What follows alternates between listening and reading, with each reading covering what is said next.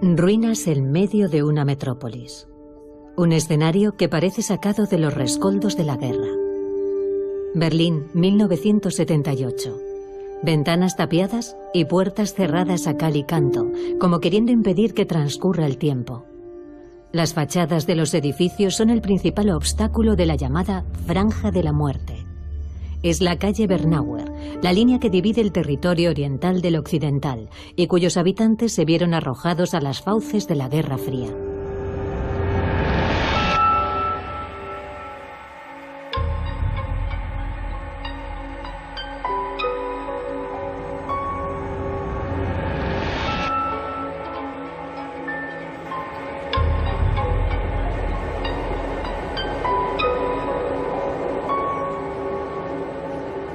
La Bernauer Straße en la actualidad es un foco de atracción de turistas. Cada año más de 1 millón de personas de todo el mundo se acerca hasta aquí, a la llamada Franja de la Muerte. Vienen en busca de los restos de un lugar que ya no existe. Uno de los lugares en los que la historia del muro de Berlín ha dejado una profunda impronta. La historia del muro y el sufrimiento provocado por él adquieren un peso especial en esta calle.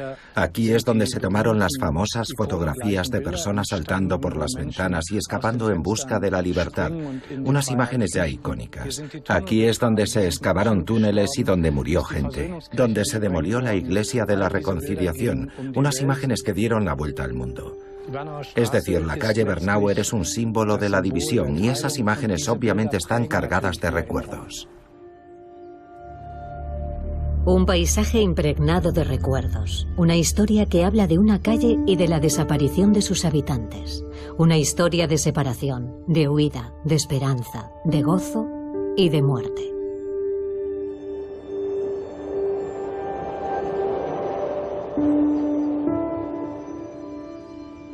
Desde 1920, la frontera entre los distritos berlineses de Mitte y Wedding había transcurrido a lo largo de la fachada sur de los edificios de la Bernauer Straße.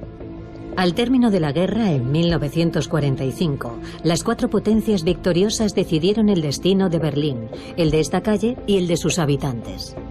La calle Bernauer se convirtió en una extensión de la frontera entre dos mundos. Mientras que la acera y la calzada estaban en el sector francés, los edificios estaban en el sector soviético, en la parte oriental. Lo más curioso es que la casa estaba en Berlín Oriental, pero la calle ya pertenecía a Berlín Occidental. Es decir, que en cuanto salíamos del edificio, salíamos de Berlín Oriental. Mi novia de entonces, Regina, que se convertiría en mi esposa, vivía 2 portales más allá. Decía que cuando se asomaba por la ventana tenía la cabeza en Occidente y el resto del cuerpo en Oriente. La familia del pastor, los Hildebrandt, eran refugiados de Prusia Oriental. En 1950 se mudaron a la casa parroquial, situada al lado de la Iglesia de la Reconciliación. La iglesia era el símbolo de la Bernauer Straße.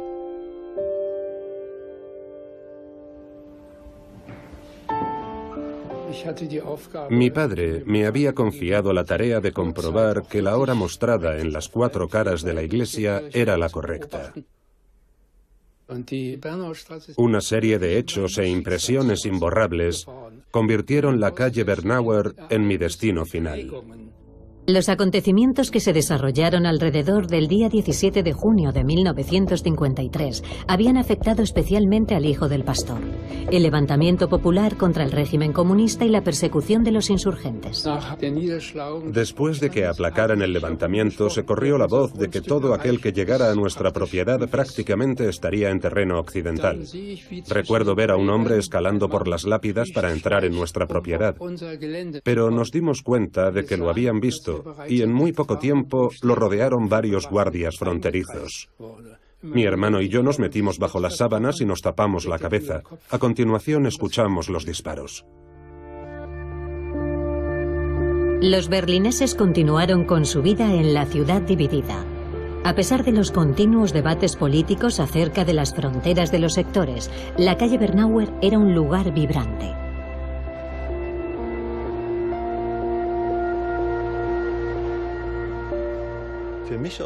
Recuerdo que la calle Bernauer era una calle normal y corriente, con mucho trasiego de personas. Una calle como otra cualquiera, de no ser por algunos carteles que decían «Está saliendo del sector francés» y por la presencia de agentes de la policía fronteriza. El gobierno de Alemania Oriental selló la frontera con Alemania Occidental en 1952. Pero en Berlín la frontera seguía siendo permeable.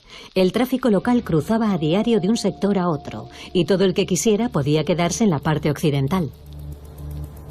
En el verano de 1961, más de 2,5 millones de personas habían dado la espalda a Alemania Oriental, la mayoría de ellas a través del resquicio de Berlín Occidental. Como Estado, la República Democrática de Alemania estaba doblegada. Cuando Berlín se despertó la mañana del 13 de agosto de 1961, nada era igual. Así se recogen las grabaciones de la calle Bernauer. La misma escena se repite en cada una de las calles que cruzan la frontera. Alambre de espino oxidado y tras él, miembros de la Policía Popular con uniforme de batalla, cascos de acero y rifles con bayoneta. Erich Honecker, responsable de asuntos de seguridad en la Europa Oriental, estaba al frente de un equipo operativo secreto que llevaba semanas preparando aquel día. Las conexiones ferroviarias subterráneas y suburbanas entre ambas partes de la ciudad estaban interrumpidas y las carreteras que las conectaban bloqueadas. El sistema de alcantarillado también estaba vigilado y poco después se bloquearía el acceso a él. Una metrópolis dividida en dos, mundos aislados y familias rotas.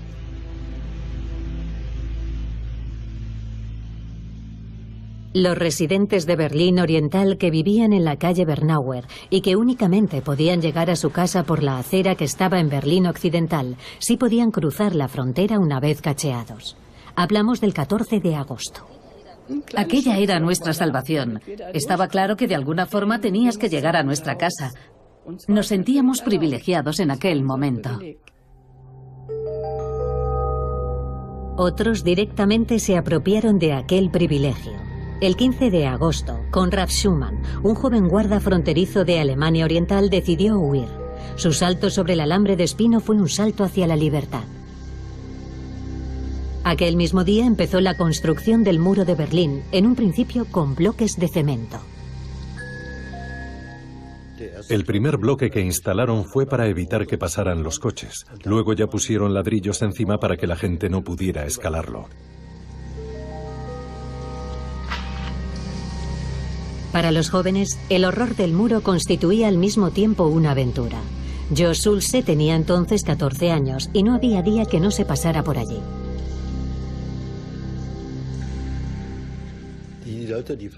Podías ver cómo la gente que tenía amigos o familiares buscaba un sitio elevado para saludarlos de un lado a otro. Eran escenas increíbles. Nosotros solamente íbamos a mirar, pero debe de haber sido terrible para las personas que vivían ahí y que lo veían a diario.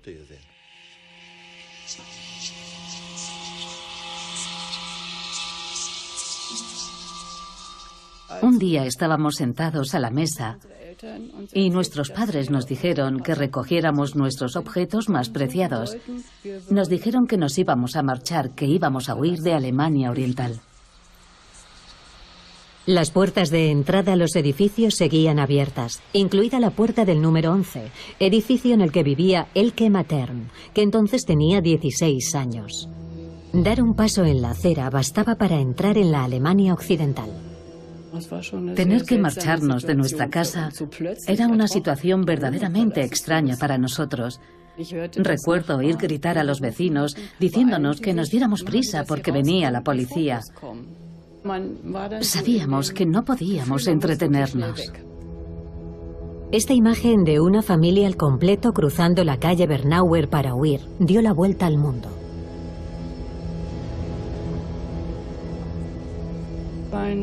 Tenía un periquito llamado Fifi, y cuando nos marchamos me lo llevé con la jaula. Varios días más tarde, las puertas de entrada del edificio serían tapiadas con tablones y barrotes. Los trabajadores crearon entradas provisionales por la parte de atrás y a los residentes se les permitía abrir las ventanas que daban a la calle. Todo aquel que saltara por la ventana recibiría ayuda de los bomberos de Berlín Occidental, pero el salto podía resultar letal. Ida Sigman vivió durante 30 años en el número 48 de la calle Bernauer. Un día decidió que quería marcharse con su hermana, que vivía muy cerca, pero en Berlín Oriental. Ida Sigman saltó por la ventana desde el tercer piso y murió. El muro de Berlín se había cobrado su primera víctima. La fecha, el 22 de agosto. En Berlín Oriental empezó a correr el rumor de que se iban a demoler las casas de la calle Bernauer. El tiempo se agotaba. Había que decidir si quedarse o huir, y aquella podría ser la última elección.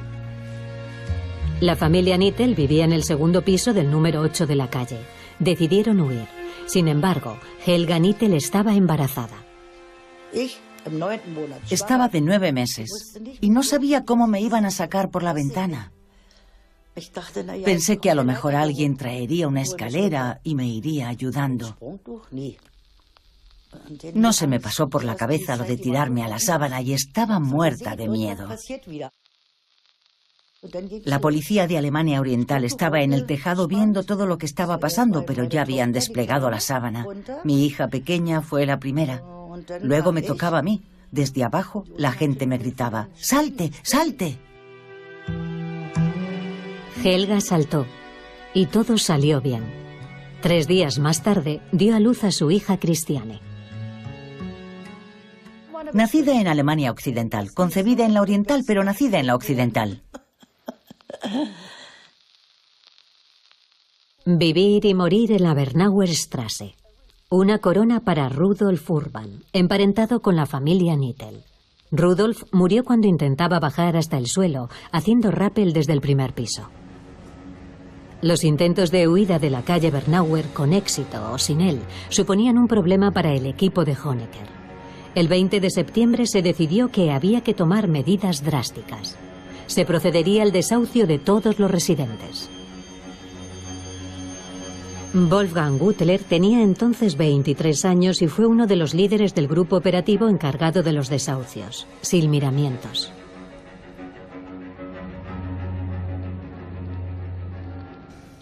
Obviamente, los residentes no estaban preparados. Llamábamos a la puerta y les decíamos que tenían que abandonar su casa y que había fuera un camión esperando para llevarse sus pertenencias. Íbamos de una planta a otra. Todo el mundo tenía que irse. Está claro que se vivieron momentos de tensión.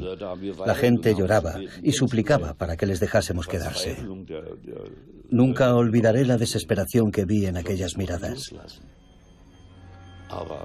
Pero éramos soldados y habíamos prestado juramento, así que teníamos que obedecer órdenes. No teníamos elección. En cuanto se vaciaron los pisos, se mandó tapiar las ventanas, empezando por los pisos bajos y los sótanos. La atención se centraba en las calles casi a diario.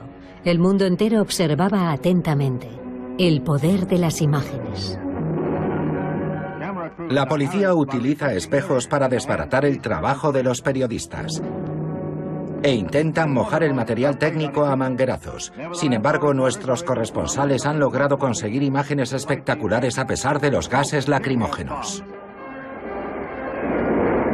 Los desahucios tuvieron lugar en medio de este contexto de cargas militares.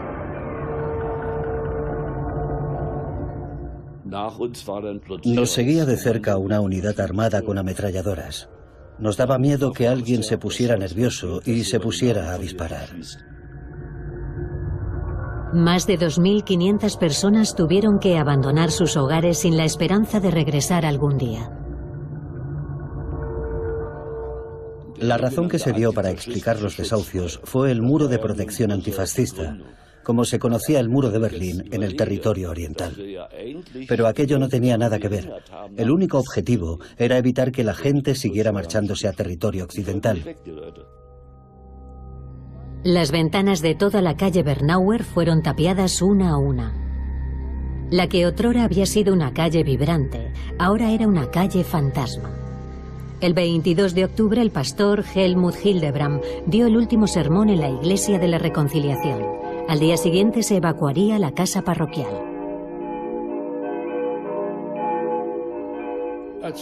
Cuando salimos y vi a los hombres de la Stasi esperando fuera, perdí los nervios. Subí al campanario y puse todos los relojes a las 12 menos 5. Era un mensaje. Se acaba el tiempo, pero no nos olvidéis. Una iglesia desacralizada en la zona fronteriza. La torre de la iglesia no tardó en convertirse en un puesto de observación, entre otras cosas para detectar a cualquiera que intentase escapar. Un lado de la calle estaba desierto, casas sin vida y tejados coronados de alambre de espino. Cualquiera diría que el tiempo se había congelado.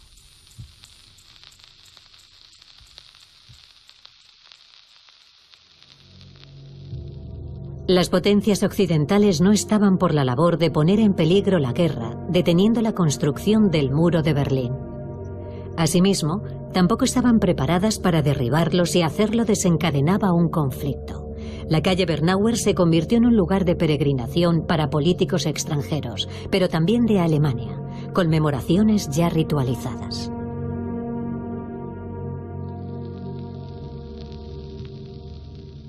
Un fugitivo no identificado ha sido abatido esta mañana por la Guardia Fronteriza de Berlín Oriental en el cruce entre las calles Bernauer y Bergs. Cayó al otro lado del muro y su cuerpo yació en territorio de Berlín Oriental. Su gorra cayó en territorio occidental y se puede ver claramente el orificio de bala. Lo único que quedó de Ernst Mund, carpintero de Berlín Oriental, fue su gorra.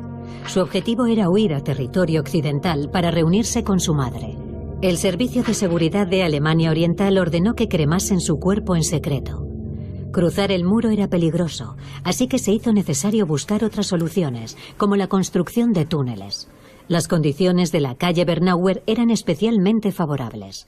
Se excavaron más de 10 túneles bajo la acera, casi todos ellos uniendo los territorios del este y el oeste. Joachim Neumann, quien precisamente había huido de Alemania Oriental, participó en la construcción de alguno de aquellos túneles.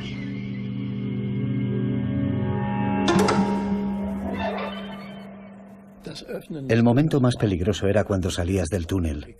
Lo único que se te pasaba por la cabeza era ¿qué pasará en los próximos segundos? Igual asomabas la cabeza y ¡bang! Adiós, muy buenas. Joachim Neumann se proponía ir a recoger a su novia, que estaba en territorio oriental, pero 2 túneles se vinieron abajo. Con el tercer túnel no podía llegar hasta donde estaba ella. Otro túnel fue interceptado y un último túnel resultaba demasiado peligroso. Alemania Oriental se tomó muy en serio localizar a aquellos topos. Se instalaron dispositivos de escucha, se realizaron perforaciones e incluso se excavaron nuevos túneles para cortar los ya existentes. Hubert Holbein, que había huido de Alemania Oriental, quería llevarse a su madre a territorio occidental. Yo quería ayudar a otros, pero también sentía la necesidad de no quedarme callado contra el régimen. Lo conseguiremos, decía, ya lo veréis. En marzo de 1964, los operarios de los túneles empezaron a excavar en una panadería abandonada en el número 97 de la calle Bernauer. Horadaron 11 metros en vertical y luego avanzaron en diagonal hacia la superficie, hacia Berlín Oriental. Construir un túnel de 140 metros de longitud es un trabajo agotador. Vivíamos allí abajo y podíamos pasarnos 1 o 2 semanas sin ver la luz del sol. Escuchábamos las voces de los guardas fronterizos y de sus vehículos e incluso los pasos.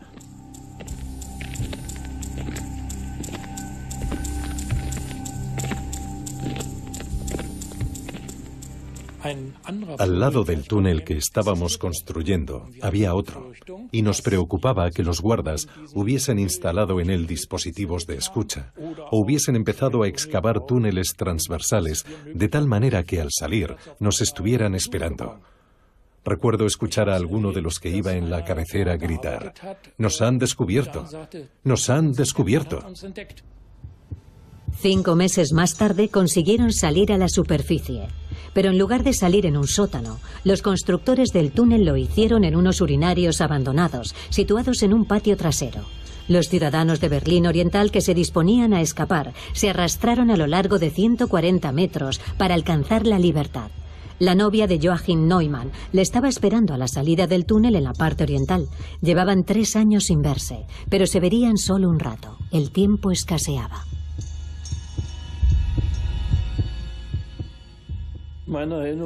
Yo lo recuerdo como si todo hubiera pasado al mismo tiempo. Por un lado la alegría por verla y por el otro el temor a que algo saliera mal. Me dijo: Dios mío, ¿qué haces aquí? Podrían descubrirte. Ven conmigo. Le dije que no podía, que tenía que seguir.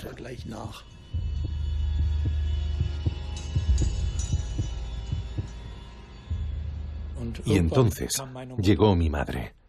Nunca lo olvidaré. Le dije a Achim: tú tienes a tu novia y yo a mi madre. 57 personas llegaron a Berlín Occidental. Fue el túnel de huida más grande que se había construido nunca. Un final en Occidente para el drama que se vivía en terreno oriental. Era el 5 de octubre de 1964. Y entonces alguien gritó: ¡a cubierto!, y se metió de un salto en el agujero. Por supuesto yo no pregunté nada y también pegué un salto y me metí. Al momento empezaron a volar las balas. Habían descubierto el túnel secreto. En aquella lluvia de disparos cruzados, una bala mató a un guarda fronterizo de Alemania Oriental. El arma que supuestamente había terminado con su vida cayó en manos de la Stasi, que comprobó que pertenecía a uno de los responsables de la construcción del túnel. El suboficial Egon Sulps, de 21 años y profesor en Rostock, se convirtió en mártir de la Alemania Oriental. Acababa de morir un hombre de nuestra misma quinta, que podía haber sido un compañero de colegio. ¿Había valido la pena? Nosotros lo matamos. Punto. Y desde ese momento vivimos con eso en nuestra conciencia. No se conoció la verdad hasta que cayó el muro de Berlín y leyeron los archivos de la Stasi. Sulps había muerto a consecuencia de los disparos de uno de sus compañeros de la frontera. Pero aquella verdad le llegó demasiado tarde a Christian Sobel, quien creía haber sido el autor de dichos disparos. No supo gestionarlo y terminó dándose a la bebida. Llegó a vivir la reunificación de Alemania, pero falleció antes de que la verdad saliera a la luz. Desde mediados de los 60, las fortificaciones fronterizas fueron creciendo hasta convertirse en baluartes casi infranqueables. El muro original fue sustituido por otro y se instalaron torres de vigilancia. También se pusieron piquetes con alambre de púas y obstáculos antitanques, y una patrulla urbana estaba apostada perennemente. Había iluminación día y noche, perros guardianes y vallas electrificadas. Y por encima de todo, imperaba la orden de disparar a matar. Todo aquel que no respete nuestra frontera se topará con una bala. En la calle Bernauer se desarrollaron sin miramientos los planes para conseguir una visibilidad total y un campo de tiro despejado. Se demolieron los bloques vacíos de pisos hasta dejar únicamente las fachadas de los pisos bajos. Se procedió a trasladar numerosas tumbas del cementerio de Santa Sofía, situado en las proximidades de la frontera. Los ciudadanos tenían que hacer hueco para los planes de los diseñadores del muro, y eso pasaba por recolocar a los muertos. Varios agentes de Alemania Oriental sacaban en secreto instantáneas del muro desde territorio occidental. La calle Bernauer hacía ya mucho tiempo que no aparecía en los mapas de Berlín Oriental.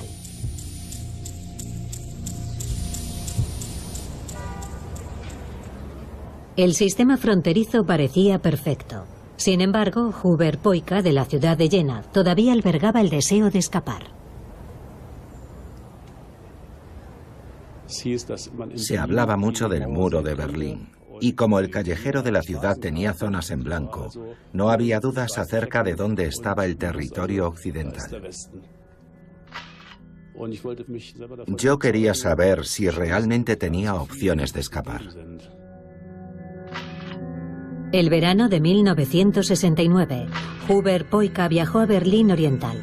Solo tenía 16 años y también sacó fotos del muro a escondidas, si bien desde territorio oriental.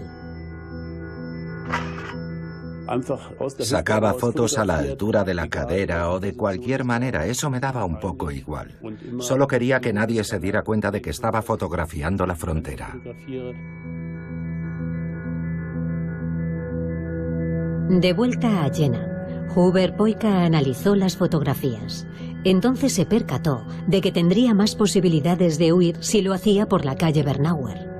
El 6 de noviembre de 1969 viajó a Berlín, sorteó las primeras barreras y avanzó hacia territorio occidental.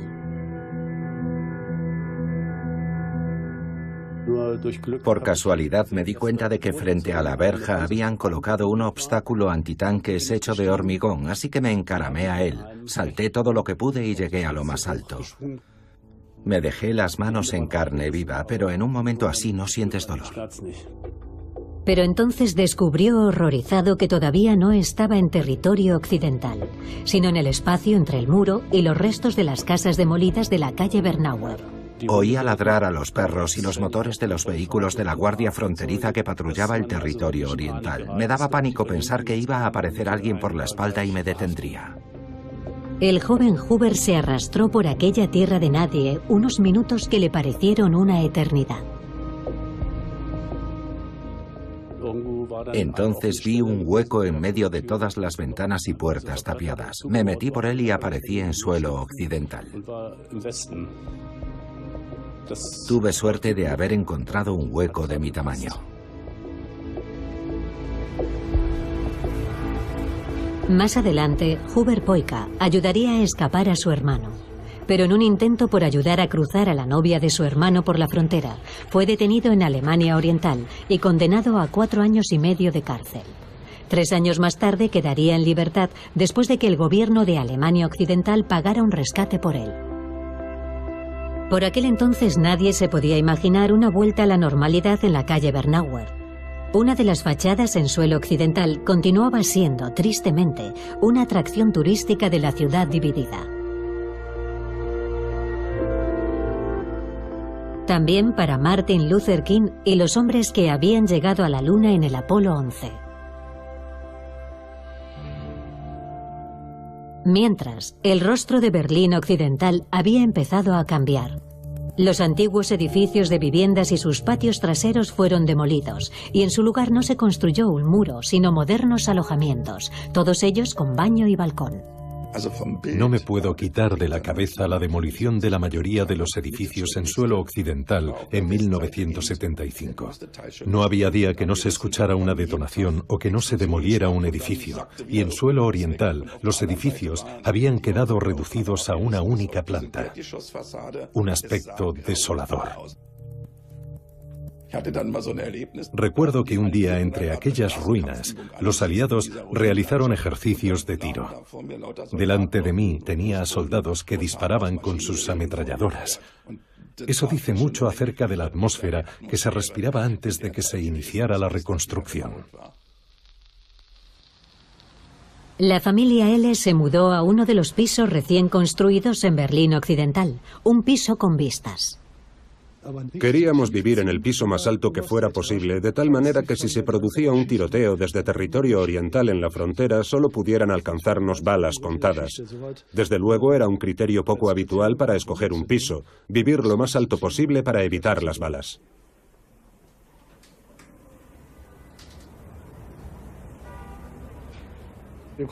Cada vez que salíamos al balcón veíamos la franja de la muerte. De alguna manera terminamos acostumbrándonos y aceptando aquella situación. Dejamos de preguntarnos si aquello cambiaría algún día. Si bien a ojos de los que habían levantado aquella frontera, los cambios y mejoras eran constantes.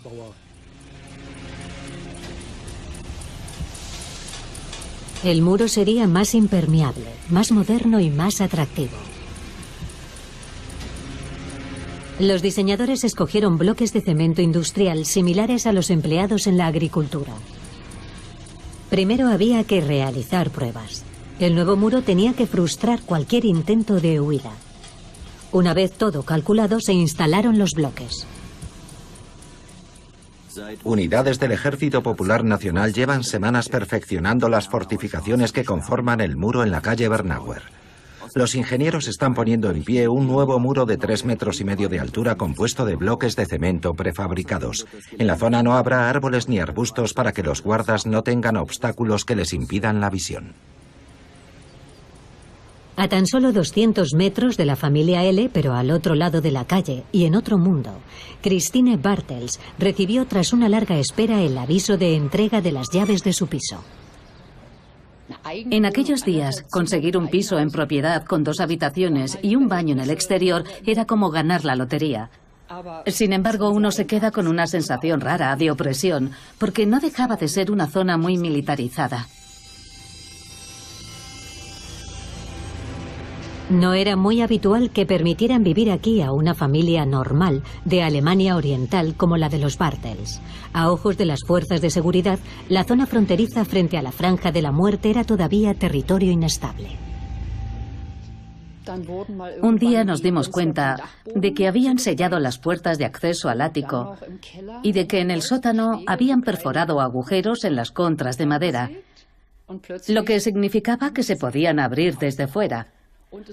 Un día, un guarda abrió, metió la cara y preguntó: ¿qué está haciendo?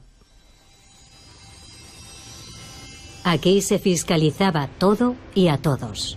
Estaba estrictamente prohibido fotografiar la Franja de la Muerte. Nuestro piso era una especie de nido de águilas, porque desde él veías cosas que no podías ver desde la calle. Muro a la izquierda, muro a la derecha. Saqué alguna que otra foto oculta tras las cortinas de casa. Eso estaba prohibido. Por supuesto. De hecho, desde la ventana de la cocina podías ver al guarda de la torre. Es como si estuviéramos en un estado de guerra.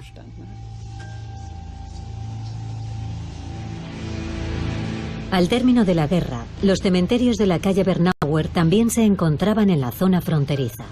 Todo aquel que quisiera visitar las tumbas de sus seres queridos tenía que solicitar permiso. Todos los años, en el Totensonntag, o día dedicado a los muertos, la familia Hildebrand acude al cementerio de Santa Isabel, un acto de devoción que al mismo tiempo trae a la memoria recuerdos de división. Se respiraba un silencio sepulcral, como si el tiempo se hubiera congelado. Era como vivir en la eternidad. Pero al mismo tiempo oías pasar los buses de 2 alturas al otro lado de la calle. Era de locos. Berlín Occidental estaba muy cerca, casi podías tocarlo, pero al mismo tiempo estaba muy lejos. Nos quedábamos allí de pie como si nos hubiésemos perdido. Fijábamos la vista en aquella gélida iglesia situada en la Franja de la Muerte. Era como ser testigos del pasado y al mismo tiempo como si estuviéramos oteando el futuro. Creo que nunca he vuelto a sentir tantas ganas de soñar o de marcharme a otro lugar como cuando íbamos a pasear por allí los domingos, cerca de aquel muro infranqueable. La Iglesia de la Reconciliación se levantó durante casi 25 años en la Franja de la Muerte, convirtiéndose casi en un monumento conmemorativo. Era una espinita clavada en la Alemania Oriental, pero la deteriorada iglesia y su terreno pertenecían a una parroquia de Berlín Occidental. Todas las autoridades de Alemania Oriental habían hecho público su interés por quedarse con la iglesia y habían manifestado que si se la entregábamos también podría ser beneficioso para los parroquianos de Alemania Oriental. Tuvimos que decidir de qué manera podría beneficiar a los habitantes de Alemania Oriental, teniendo en cuenta que en territorio occidental todo el mundo pensaba que el muro no duraría eternamente, pero sí al menos durante la generación en la que nos incluíamos. La duda era si conservar una iglesia en tierra de nadie o entregarla a cambio de un terreno para una nueva casa parroquial en una zona en desarrollo en Berlín Oriental. Un acuerdo polémico. Finalmente se produjo el intercambio. El párroco de Berlín Occidental entregó la iglesia a los feligreses cristianos de Berlín Oriental. Ahora era propiedad del pueblo, y esto supondría también su condena. El 22 de enero de 1985 se demolió su nave central. Periodistas de todo el mundo fueron testigos de aquel momento. El estallido fue ensordecedor. Lo escuchamos desde el tejado y tuvimos la sensación de que nos levantábamos 10 centímetros del suelo. Se vino abajo toda la estructura y nos quedamos sin palabras, porque todo aquel edificio había quedado reducido a escombros. Siguiendo las órdenes de Honecker, 6 días más tarde se procedió a la demolición de la torre de la iglesia.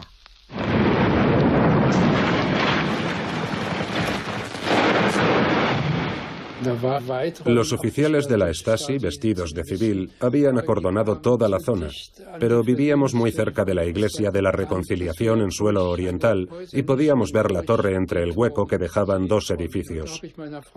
Mi mujer consiguió ponerse lejos del alcance de la vista de los oficiales y sacó varias fotos.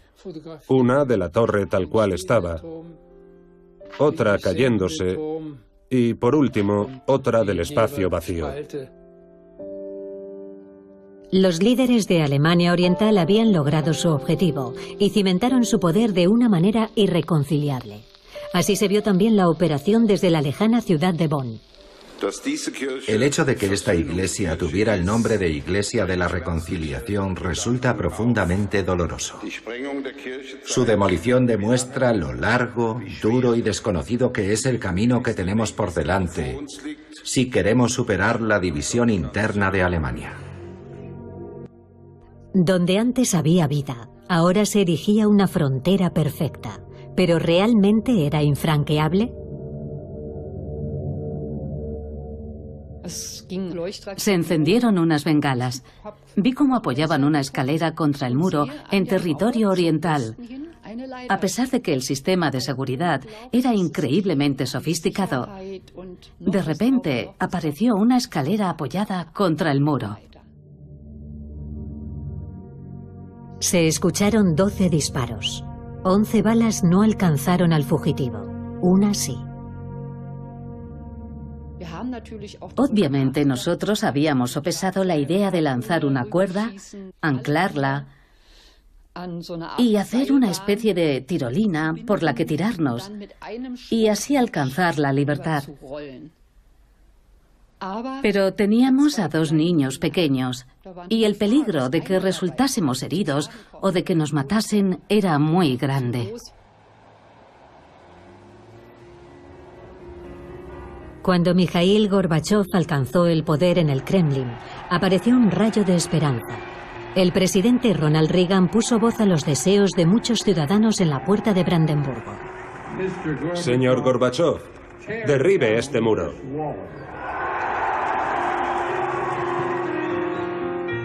Pero a ojos del régimen de Alemania Oriental, el muro continuaba siendo la piedra angular de su existencia. En palabras de su líder, Erich Honecker, el muro continuaría existiendo 50 o 100 años más tarde.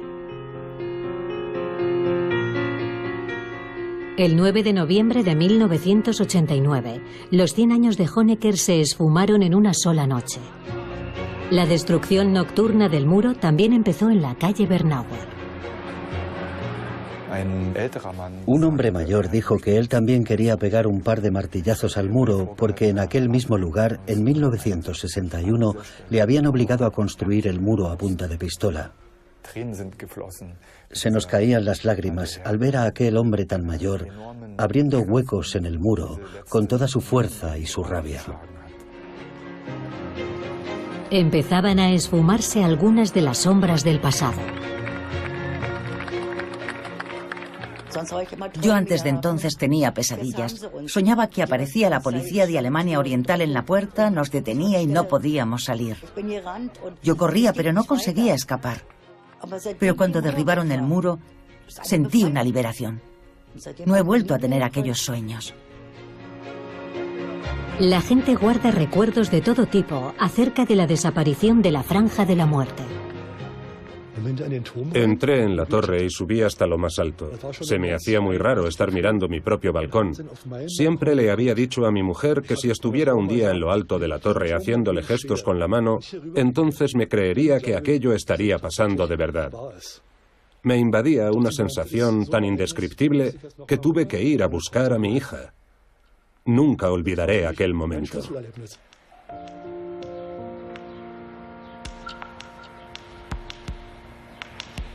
Durante el verano de 1990, empezaron las obras a la altura de la calle Bernauer para derribar el muro.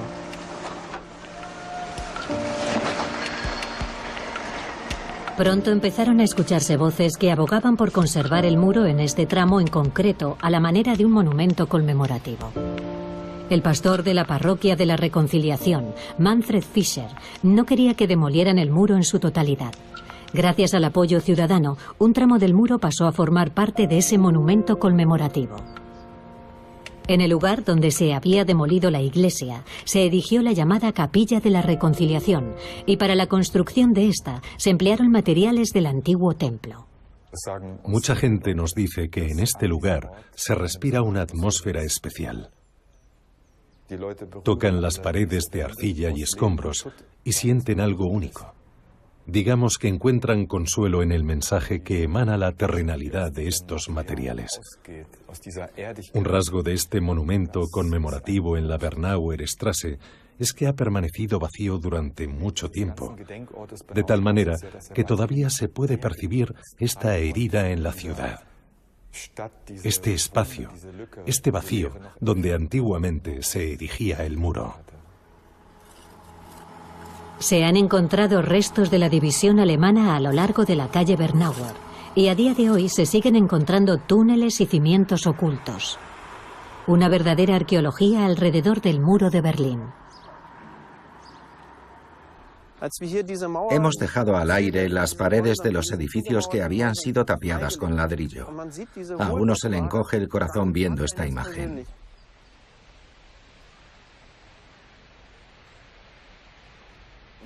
Hemos conseguido sacar a la luz varios sótanos. A mí lo que más me impresionó fue el descubrimiento de una despensa de botes de conserva, todas ellas etiquetadas con la fecha de 1961. Eso me marcó enormemente. Entras y es como si el tiempo se hubiera congelado.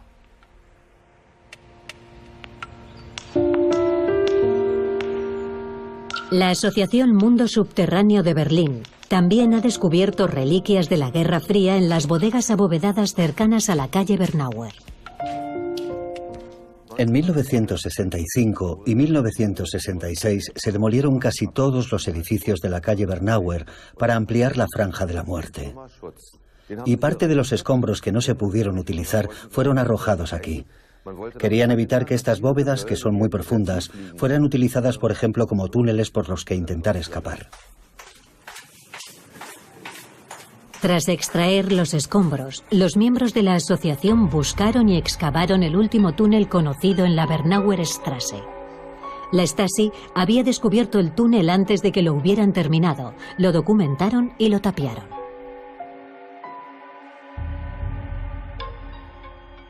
La zona por la que hemos entrado es la que se derrumbó del túnel.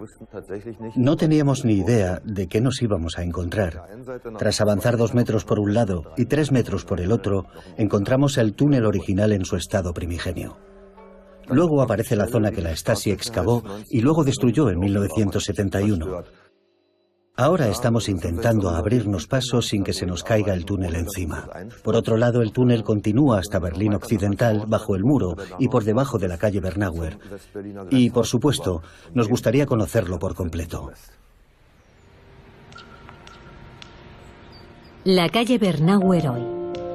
Una Pompeya de la historia contemporánea. Un destino imprescindible en Alemania. Aquí viene gente de todo el mundo para ver qué es lo que sucedió en realidad. Está claro que este muro está más que superado, y en ese sentido se trata de un lugar de esperanza, porque podría suceder lo mismo en cualquier otro país. Y ese es el maravilloso mensaje que se transmite desde aquí, desde Berlín.